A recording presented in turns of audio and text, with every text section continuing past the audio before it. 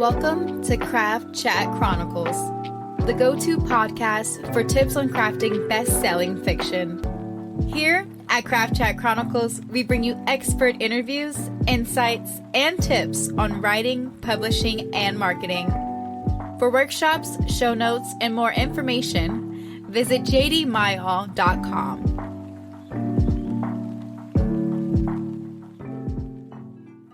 In Season 2, Episode 9 of Craft Chat Chronicles, we get chatty with USA Today best-selling author Eliza Knight. This is Season 2, Episode 9 of Craft Chat Chronicles. Let's get chatty. Hi, and welcome to tonight's Craft Chat. Tonight we are thrilled to welcome Eliza Knight, a USA Today best-selling author, celebrated for her captivating historical fiction. Tonight, Eliza is going to talk about her newest novel, Can't We Be Friends? And she's going to talk about writing craft, historical fiction, and her journey through the publishing world. Welcome, Eliza. Thank you so much. I was turning around to grab a copy of Can't We Be Friends, but just realized my bookshelf is empty because I packed it. We're in the midst of a move, but I have a little bookmark here so you can see the cover. Gorgeous cover. How did you start your publishing journey? So that is a really good question. My publishing journey started when I was a child, actually. I always had wanted to write stories. And so when I was in second grade, I wrote a book, like a little children's book called The Mouse Who Stole the Cheese. And it had like its own cardboard cover. And my teacher told my parents I was going to be an author one day. And they were like, oh, that's so cute. And then in third grade, I had a story published in a charity anthology. And I just kind of like continued my writing journey from there. When I was in high school, I wrote for my high school newspaper. I became the editor. And then I went to college for journalism originally. And I studied journalism for 2 years before I realized I didn't want to write like facts, which is ironic considering I write biographical fiction, which is facts. But I wanted to have like that creative power to write fiction. So I said to my parents, I'm switching majors to English. And they said, no way, you need a real job when you graduate. And I was like, well, that sucks. So I did get a job in a degree in family studies, which is like psychology, social work, education. And I worked in mental health for a little while, but all the while I was still like writing on the side just for fun, because it's always just been a part of who I am. And I love just the process of creating stories and characters and then sharing them with people. And so probably 6 years or so into that career, I was like, you know what? This isn't what I want to do. I'm taking control of my life and I am going to write a book. So I started writing for publication in 2006. And I was entering a lot of contests and getting a lot of feedback and taking classes and things like that. And my first short story was published in 2008. And it's kind of just been like a whirlwind of writing ever since then. I got my first agent shortly after that. And I'm now what you would consider a hybrid author. So I have several traditional contracts, and then I also have several books that I've written and published myself. And I really like being firmly in both worlds. So if anyone ever has any questions about being hybrid or anything like that, I'm always open to those sorts of questions. Oh, I love that. We'll definitely be getting into that soon. How did you get your current agent? So the agent I have right now, we've been together since 2010. And my first agent I was only with for about a year, and it just turned out like it wasn't a good fit. And at the time, I was looking for another agent, and a friend of mine had said, well, my agent loves historical, so you should reach out to her. And it was an agent that I had on a list of agents to query before I got my other agent, and then I hadn't done that one yet. So I was very excited to have the opportunity to chat with her, and she asked me to send her partial, which I did, and she loved it. So we ended up working together, and we've been together ever since. That's awesome. How many years? So I guess like 14. Oh, that's really awesome. Yeah. She's great. And I always tell everyone, I feel like having an agent is like committing almost to like a marriage, you know, because like this person, they know all your financial information. They hold your money for you. They make sure you get paid. they hold your hand when you're upset about rejections, or they high five you when, you've got some good news. So you really want to be with someone that you can trust and that you can feel like is going to give you that feedback, and not just be sort of like blasé about it or not interested. I've had several friends who've had that experience, and honestly, my first agent, like, we weren't a good fit. Like, she just really didn't like my stories, which is funny because, like, I don't know why she signed with me to begin with, but it happens. So how did you get into co-writing with Denny S. Bryce? How did you guys meet? How did you guys end up co-writing a novel? Yeah, so Denny and I have been friends for a really long time. I think we met originally in about, maybe it was 2009.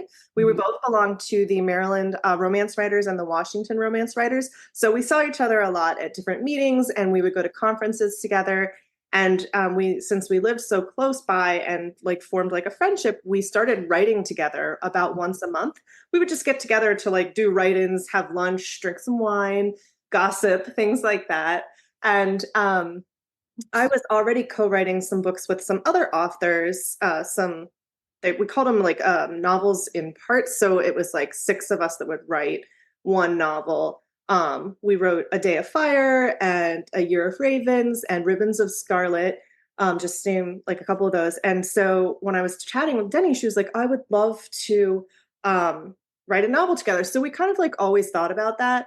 And sometimes when we'd be getting together for our write-ins, we would just like jump down rabbit holes. And on one particular write-in, during our lunch, we were like thinking about different clubs in LA on the Sunset Strip. Like at first it was the 70s, which ended up being kind of funny because we did have a little bit of our book be in the 70s. But we were looking at the Macombo Club, which hosted like a lot of really famous singers and entertainers.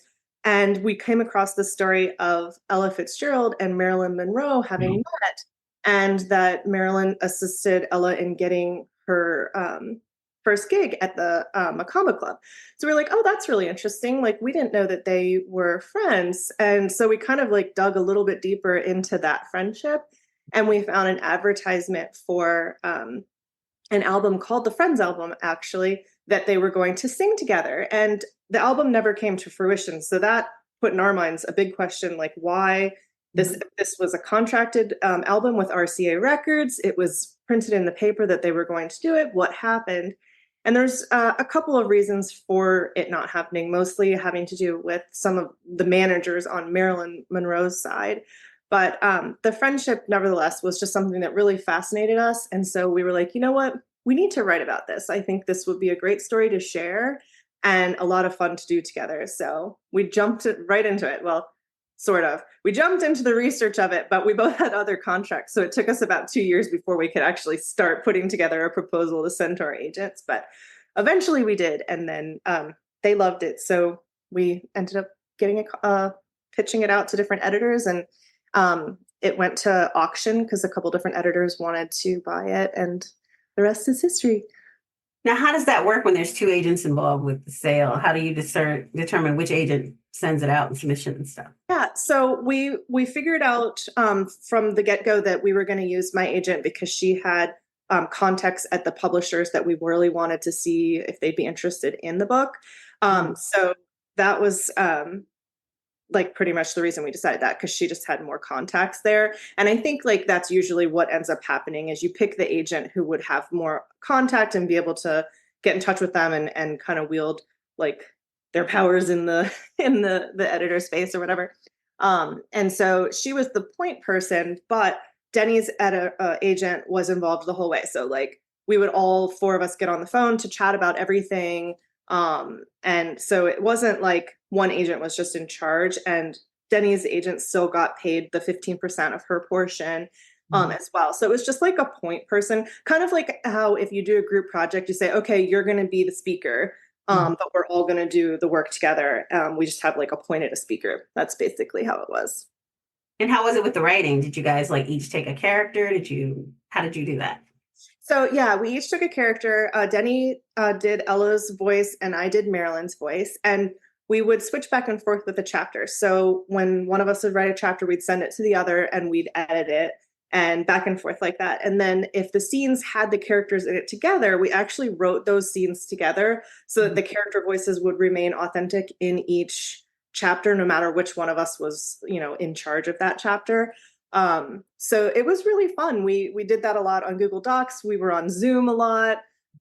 We had about 18,000 spreadsheets that we used to keep track of all the information, and timelines and characters and themes and all of that. So it's a lot of planning when you go into writing a book with someone else, because you have to make sure that you're all on the same page and that you're getting the information from the same place, and that also that your chapters match in theme, because you don't want it to not make sense, basically, is really important. And did you guys ever disagree on anything? How did you handle disagreements? Yeah. So the only thing we ever really I don't even necessarily think it was a disagreement, but one thing Denny always says is that I write so fast, and she's not really a new writer. She keeps calling herself a new writer, but she's had 7 contracts at this point. So I think she's very well established, and she's been in the writing space for a really long time. But I just write really fast. And so I know that was a problem, because I'd be like, here's my chapter. And she's like, wait, I'm only on, page 1 of mine. And I'm like, oh my God, sorry. So that was just one thing. It was learning each other's pace, so that I wasn't overwhelming her, and she wasn't making me feel like, she wasn't going fast enough or something like that. So just those little minor things. And it really wasn't a big deal. The biggest problem that we had with the book was actually when we got our edits back. Our editor wanted us to cut the first 150 pages. And you guys are all writers. Exactly. Ouch. I pretty much cried. Denny cursed. And we were like, why? This is horrible. We spent so much time writing that. That's such a huge chunk of the book. But in the end, it ended up working out really well, because those first 150 pages actually allowed us to get to know the 2 women very well. And so I like to think of it as an exercise, even though it was a very long and painful exercise to cut, but it helped us really get into their headspace, I think. So in the end, the book is better for it. And we were able to beef up a lot of the later chapters from cutting all of that and having extra word space. So that was the biggest thing. Love that. How do you keep the dialogue in historical fiction relatable to modern audiences, but still authentic? That is such a good question. So I think keeping it relatable it's a lot easier, I think, than it sounds, just because people back in history, whether you're talking about the 1700s or 1900s or whatever, people's problems haven't really changed that much. And a lot of our book is about friendship. So there's friendship themes in, all realms. But, and then obviously there's a lot of racial contention in our book as well that Ella's having to deal with. And that's something that, Black women are still dealing with today. So there's a lot and that carries over. And, the issues with women in the workplace in the 1950s, we have come far. We can now get credit cards, that happened in the 70s. So that's nice. But there's still things that women are really trying hard to work for. So I think that those themes sort of carry through all time periods, and readers of today can connect with those things as well. But remaining authentic is really just making sure that we stay true to the characters and their histories and what they were going through. And I think it's just, something that anyone can really connect with. Love that. Were you shy or scared about approaching race in the novel? Yes, mostly because as a white person, I obviously haven't dealt with racial issues myself. So I was very, very conscious of that. And Denny is such a wonderful person. So her and I had so many conversations about it, and very open dialogue, which was really, really nice, because I learned a lot. And then, obviously we're able to share that with readers. That is really cool. What are the benefits and the drawbacks to co-writing?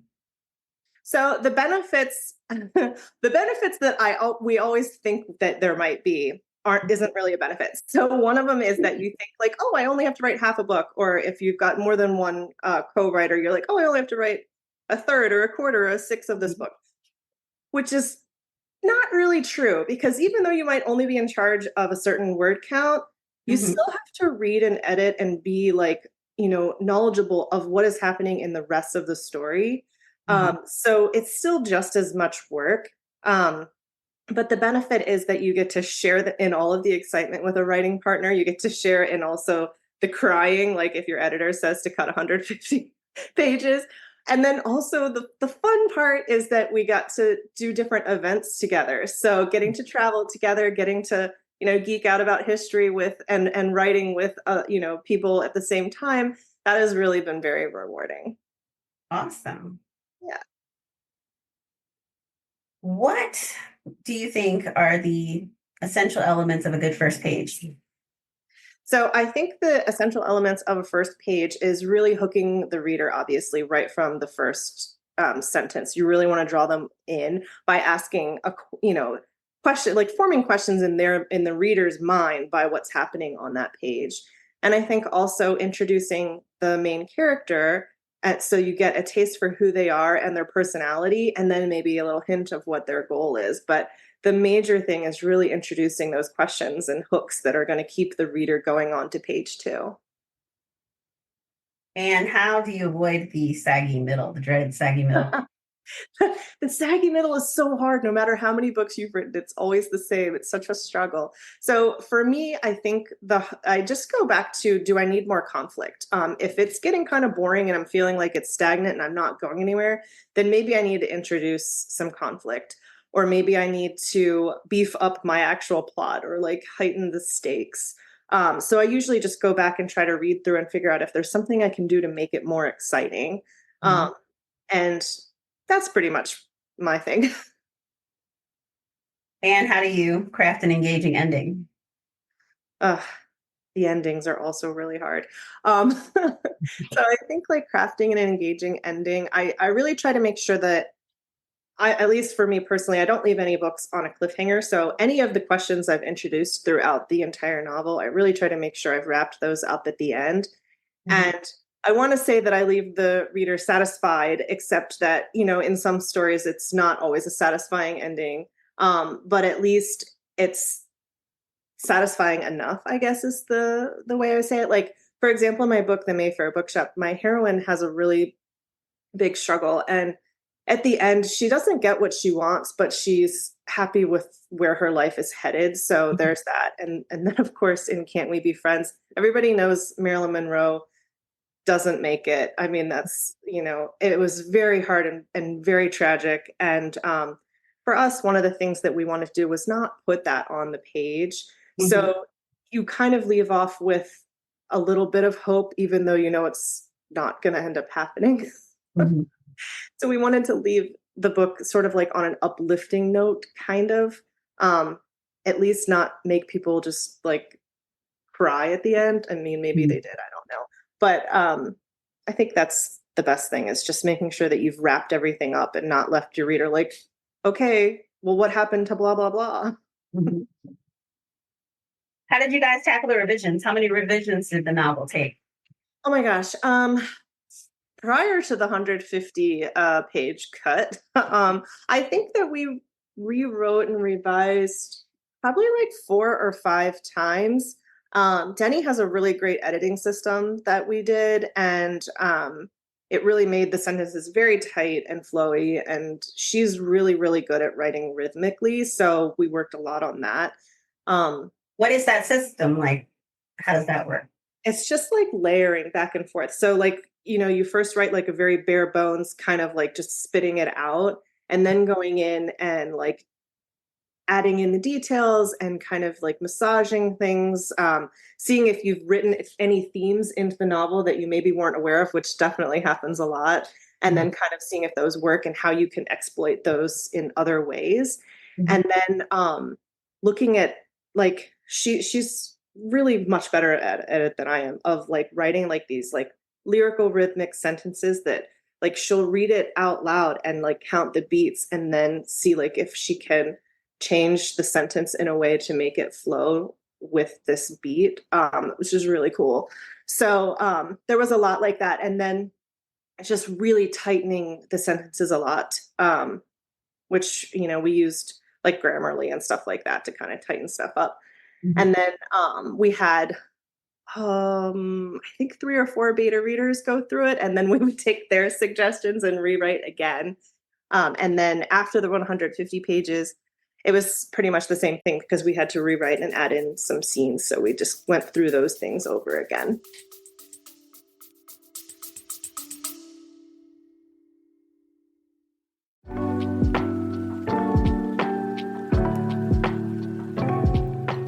Hi, JD Mile here. Sorry to interrupt. I wanted to thank you for tuning in and to let you know that this episode of Craft Chat Chronicles has been brought to you by Heart's Gambit, my debut novel. It's available for pre-order right now at barnesandnoble.com. What is Heart's Gambit, you ask?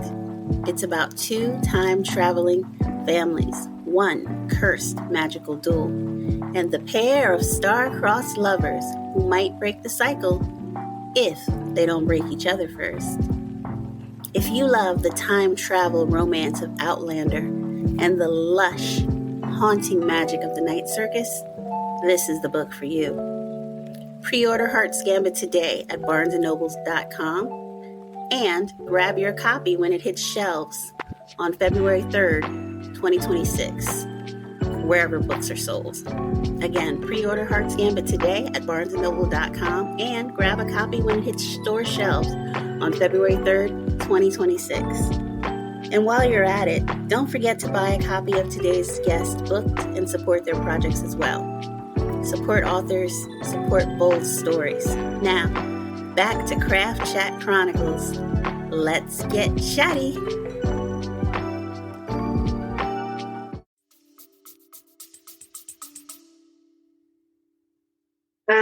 You talked about your 3 or 4 beta readers. How did you select your beta readers, and how do you know what feedback to incorporate versus what doesn't work? How do you decide that? So we each picked like 2 of our own people that normally read our work, so they're familiar with them. And the one thing that's really important about beta readers, I think, is that you find someone that you can trust that's going to give you feedback. They're not afraid to give you good feedback because, it doesn't help if they're like, oh, loved it, great. But they're not mean either. Like I have had a mean critique partner before, and I just felt like terrible about my writing every time. So I think finding someone that you can trust and that is like that happy balance for constructive criticism is really good. So we each picked 2 people that we're familiar with, and then they read the whole book and they gave the feedback. And normally what I like to do is if more than one person says like, hey, this scene is an issue, or I'm not getting the motivation here, or this character is kind of falling flat, something like that, then I will definitely beef it up. If it's just one person, I'll reread it and see if I can do something to make it better, unless I just don't agree. Like sometimes people are like, oh, you should have her do this. No, thanks. Like that's not part of the story. And then, word choice and things like that, it's always subjective. So I'll think about, do I like that or don't I like it? It's basically just like a personal like choice. Unless more than one person says the same thing, then I really am like, okay, if 2 people are pointing this out, it's an issue. Love that. You write romance as well. What are some tips for writing a good romance novel? So obviously with romance, the whole point is like the relationship and getting to that happily ever after, or the happily for now.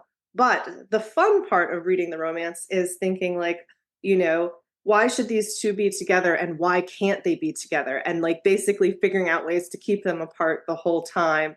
And then there's like, oh, they're going to get together. Nope, they're not. So like a lot of the back and forth is fun, but also adding in all of that tension and, the flirting. I love like a good banter session. So and I think just like heightening it that way with a lot of like chatter and body language and things like that. Of course, in romance, there's also the love scenes as well that readers seem to really enjoy. So there's that. But I think for me, the best part of making it a juicy novel is really just that back and forth tension like that, the chase and the fun of the game of like figuring out whether or not two people are going to be together. And for people who aren't like necessarily romance readers, what does tension look like in romance? So it's like a perfect example. If anyone here has ever watched the Keira Knightley Pride and Prejudice movie, it's when he gets out of the car and their fingers like happen to brush and he like squeezes his hand really tight because, oh my God, our fingers just touched. That's basically what it looks like.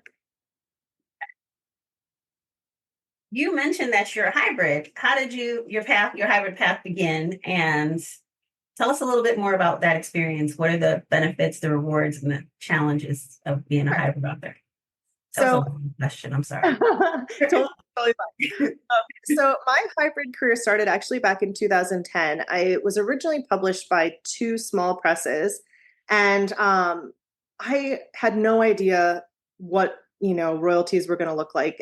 And I was very disappointed because when I started writing, and the small presses were really electronic book presses back in 2008, people didn't really read on e-readers all that much. There was a Sony e-reader. I'm not even sure the Kindle was a thing back then, but it wasn't working out for me. And then in 2010, Amazon opened up the self-publishing platform.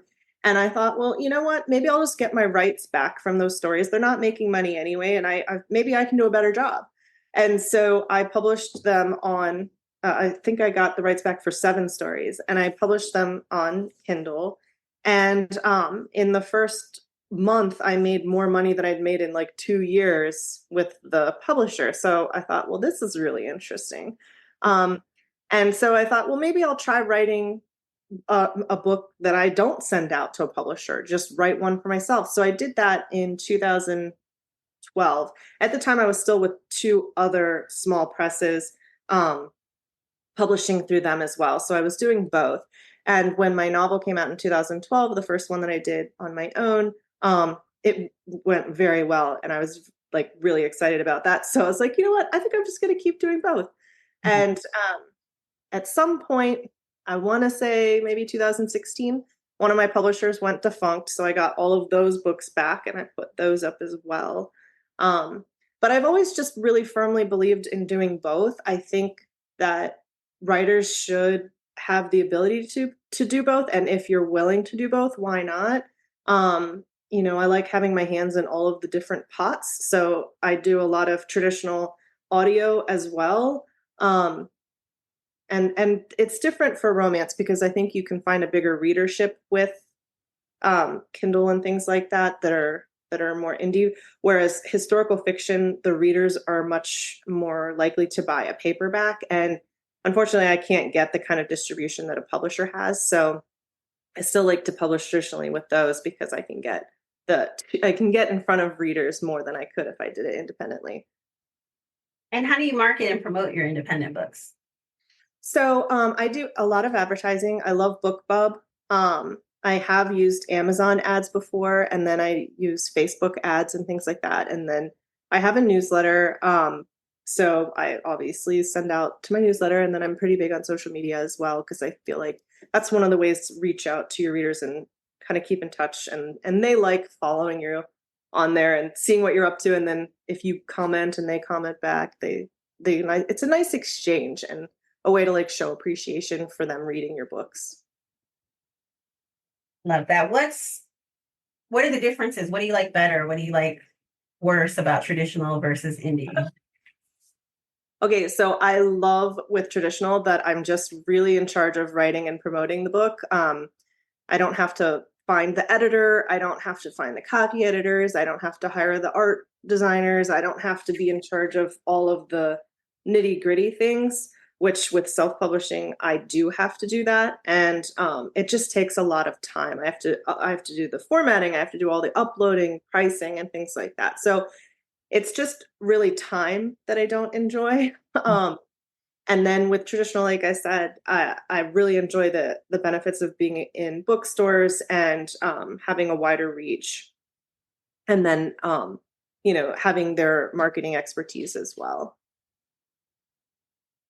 I love that. Do any of you guys Oh, have any okay, cool. questions? Hi. Well, thank you for being here. So I had a question about the soggy middle. I know you said you go back and think, well, should I raise the stakes or heighten the plot? Could you talk more on that? How have you done that personally in one of your books? So, I'll talk about a book I'm actually working on right now.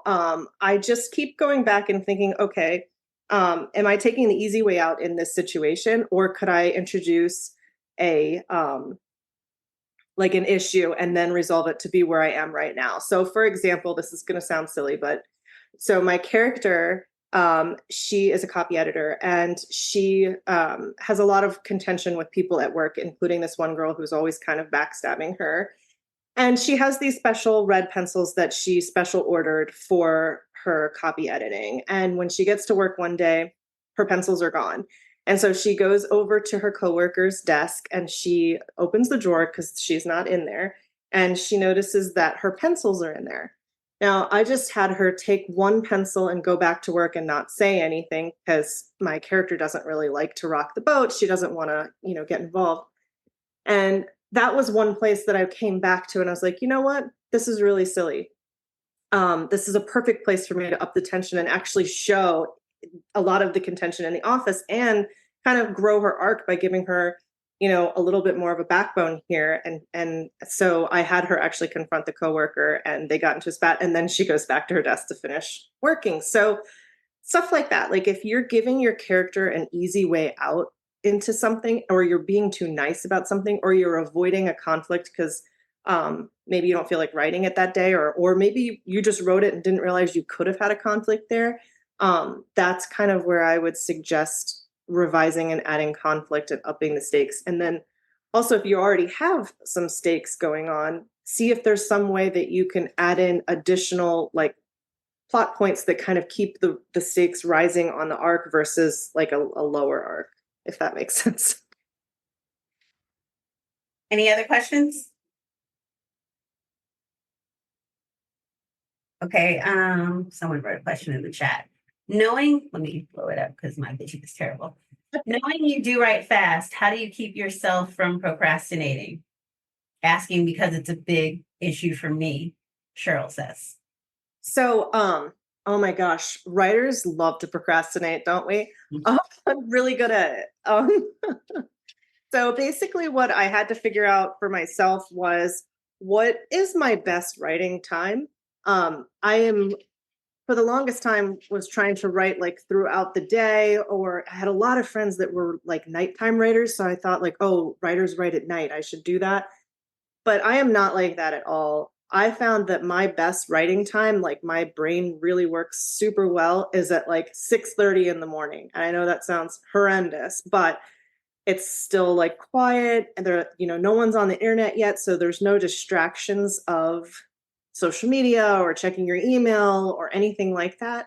So I think for me, it was finding a good writing time that I wouldn't have the outside world distractions. I used to also use an app. I think it was called Focus. I think iPhones also and Mac computers also have a focus thing you can use to turn off the world from your fingertips while you're working. But the other really great thing that helps me is writing in small increments. So I'll set a timer for 15 or 30 minutes, and I will specifically force myself not to do anything else but write during that time period. And then when the buzzer goes off, I can get up and go look out the window or go do laundry or whatever it is that is going on around here, or check my email. So I think that the timing has really helped too, because people say like, oh, I wrote for 3 hours or I wrote for an hour. I can't write for that long in one time. So I mean, I could do 3 15-minute sprints in an hour and get more done in that time than 3 hours if I sat there, because I figured out that the time was just, me writing for 15 minutes and then staring off into space for 15 minutes. I wasn't really doing what I'm supposed to be doing. So I think setting a timer is really, really helpful. I love that. Cheryl said thank you. She's downloading the app right now. Oh, good. Any more questions, you guys? You can just ask. You don't have to raise a hand or anything if you have any. I'm curious whether you wrote the historical fiction first or the romance first. Like, which did you start with, and how did you get to the other? I was kind of both. So I've always been in love with like history and historical things. So I was always kind of writing those stories.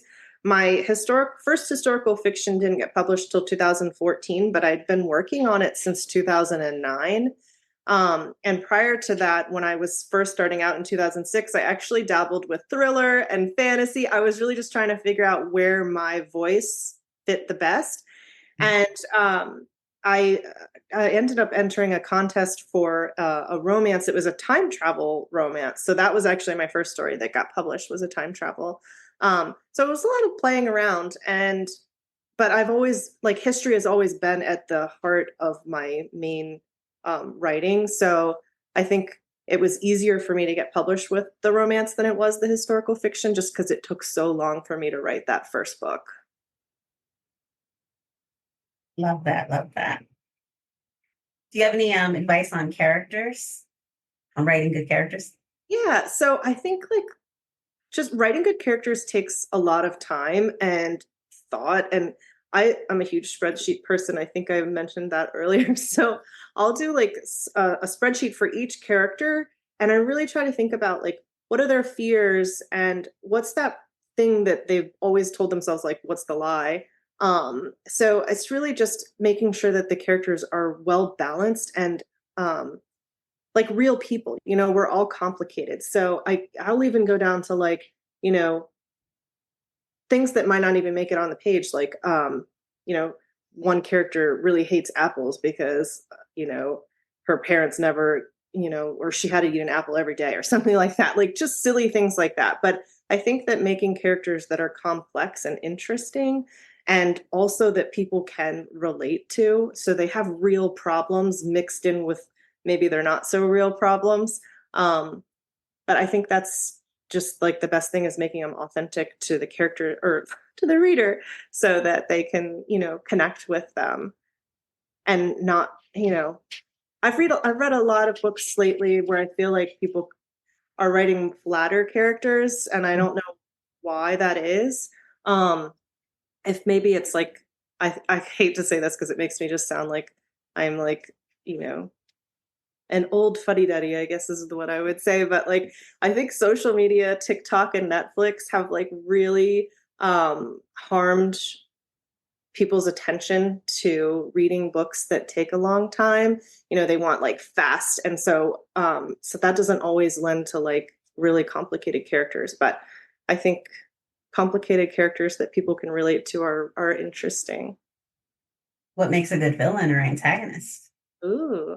So I think a good villain or antagonist is whatever is thwarting the character's deepest desire and always getting in the way. So, like, sometimes it's not even a person, sometimes it's society. So, like, in the Ella and Marilyn book, one of the biggest villains there is society itself. And that was really, really fun to kind of weave that in there and make sure that it was really felt like that society is holding them back, or society is forcing them to do things or make decisions that they didn't want to.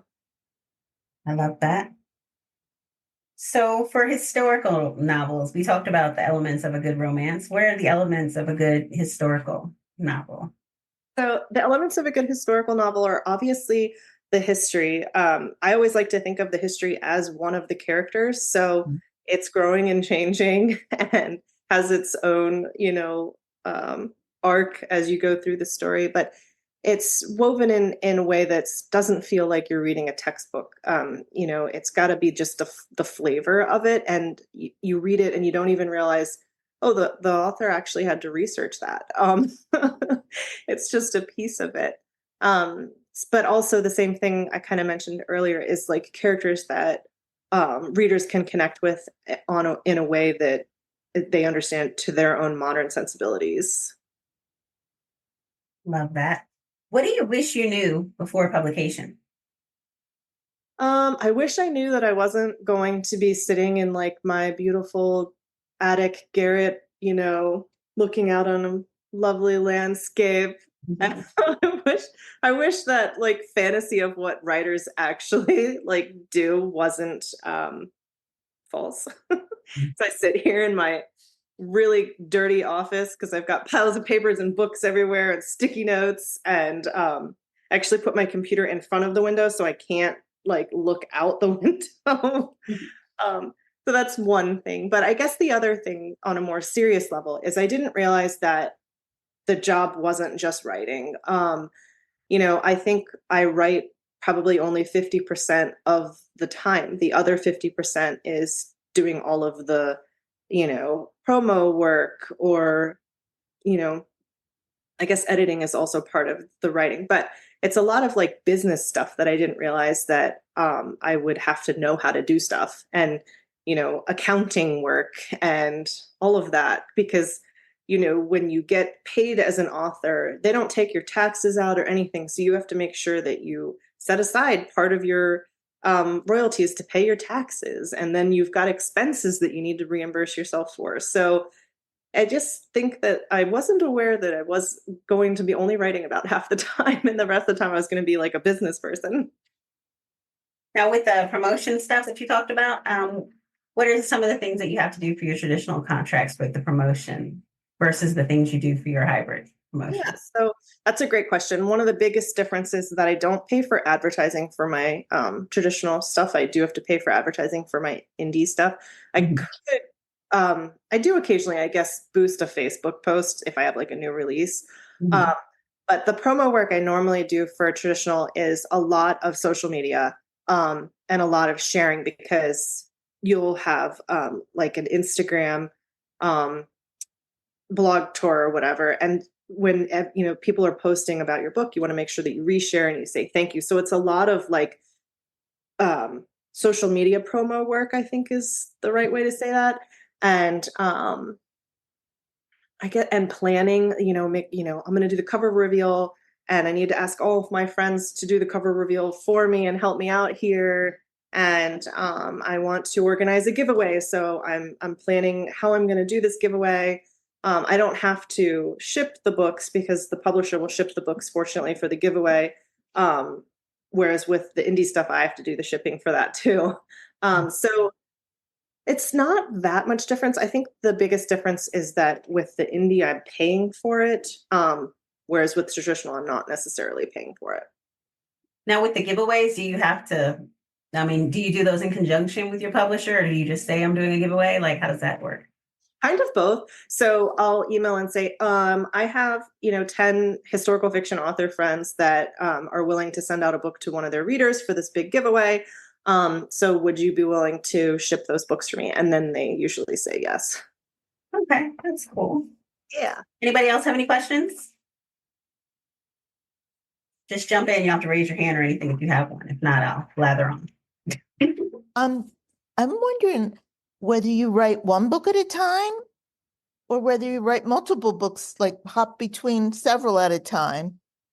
That's a great question. Seems like you're so prolific. Yeah.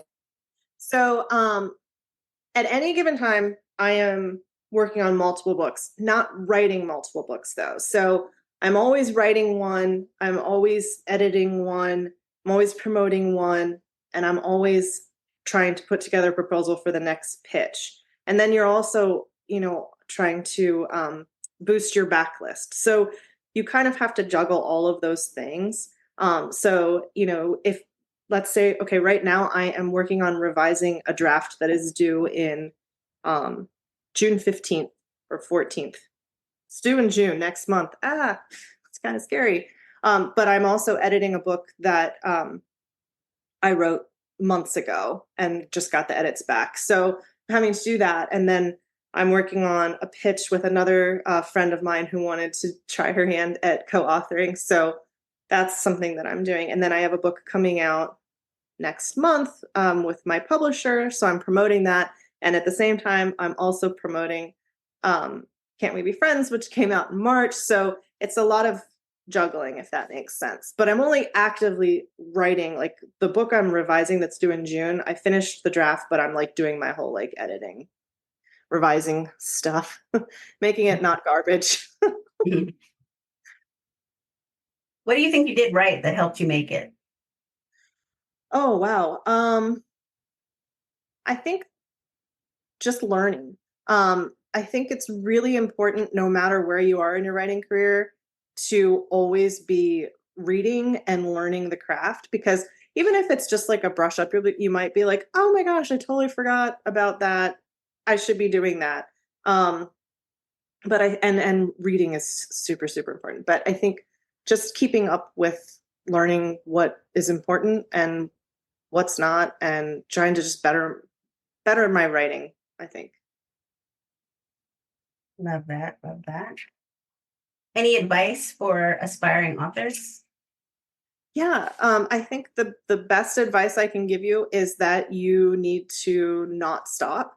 No, I wouldn't say every day, because I don't write 7 days a week, but I think at least 3 to 5 days a week, be sitting in front of that manuscript, be putting words on the page.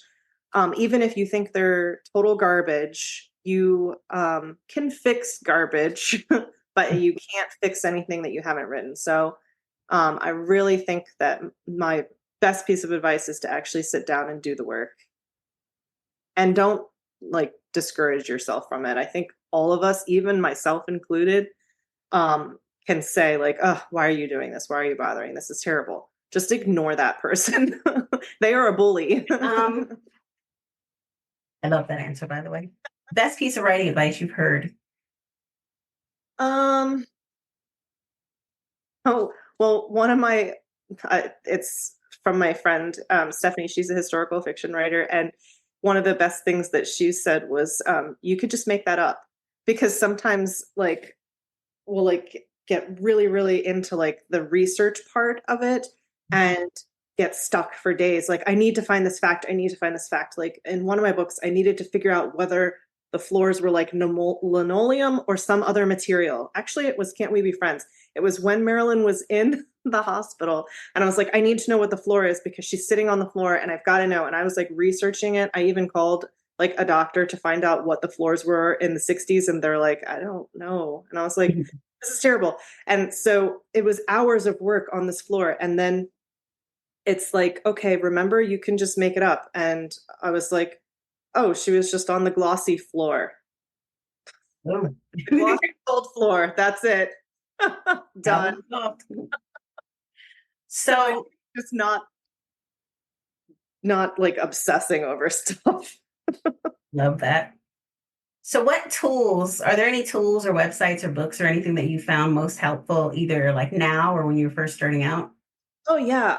One of my favorite books, and I still look at it every once in a while now, is called Writing the Breakout Novel, and it's by Donald Moss, and it's so good. Like that Anthony's question earlier about upping the stakes. If you haven't read that book has great advice on upping the stakes in scenes. Really, really good. Awesome. Anybody else have any more questions? What is the worst piece of advice you have gotten? Um, Another really great question. I have to think about that. I think one of the worst pieces of advice I've ever gotten was write to trend, because the issue is, if something's really hot right now and you're like, okay, I'm going to write to trend. First of all, you have to figure out like how to write that. Like if I were to like suddenly decide to write like Fourth Wing style stuff, romantasy or whatever it's called, I don't know how to do that. So it would take me a while to figure that out. And then by the time I like wrote the book enough that someone would want to look at it, and then it was, let's say they did buy it eventually, and then I wrote the book and then it's edited. It's like 3 years from now before that book hits the shelves. And at that point, that trend could have been over like a year or two ago. Hopefully not, because everybody loves romantasy. But I'm just saying, like, don't write to trend unless it's something you love, because you might not love it and then it's a lot of work and then it ends up bombing because it's not a trend anymore. Have there been any recent historical trends that you're aware of? So World War II is a huge historical trend, and they keep saying it's dying. And I think that readers are getting a little bit worn out by it. But at the same time, you still have those rabid readers that love it. I used to write Tudor historical novels, and they told me that was dead. But people are like still ask me like, are you going to write more Tudor? I love Tudor, so I don't know if that's true or not either. But it seems like right now bookshops are a huge trend, and it's kind of like it's getting like a little bit gluttonous. So I'm not sure if that's something that's going to pop soon. What are you working on now? So right now I am working on it's actually a contemporary novel under a different name that's due in June. And I'm pretty excited about it. It's called Rush Week, and it's about 4 sorority sisters who, when they were in college, kind of got into some issues. And now they're, after graduating and starting families and things, are being recalled to an alumni event to kind of contend with these secrets that they've been holding. Love that. Thank you. What's up? I'm tripping over my tongue. That all the time. Where can everybody connect with you? So I'm pretty much everywhere. I'm on Instagram, Eliza Knight Fiction, Facebook, same thing. I go on Twitter every once in a while, but I'm not really big on there. I have a TikTok account, but I'm not great at it.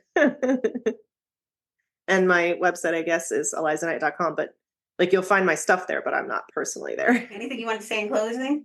Yeah, I just that I wish you guys luck with your writing. Don't give up. Just a page at a time, a chapter at a time.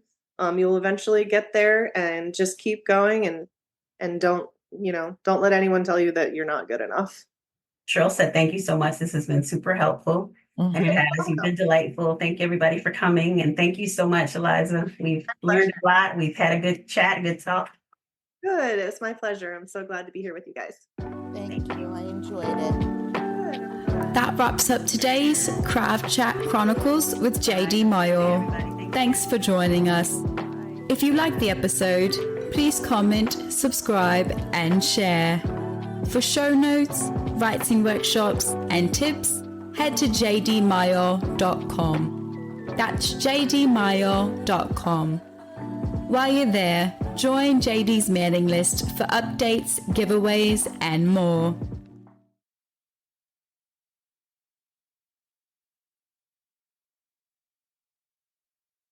Are you struggling to keep your writing organized? Trust me, I've been there. I want to introduce you to Scrivener, the ultimate program for all writers. You can outline, draft, and even edit all in one place. Whether it's your next novel, screenplay, or even thesis, Scrivener helps you stay focused and finish strong. Scrivener adapts to your workflow. From your first draft to the final edit, it's a writer's secret weapon. Click on the link below and get started on your Scrivener writing journey today.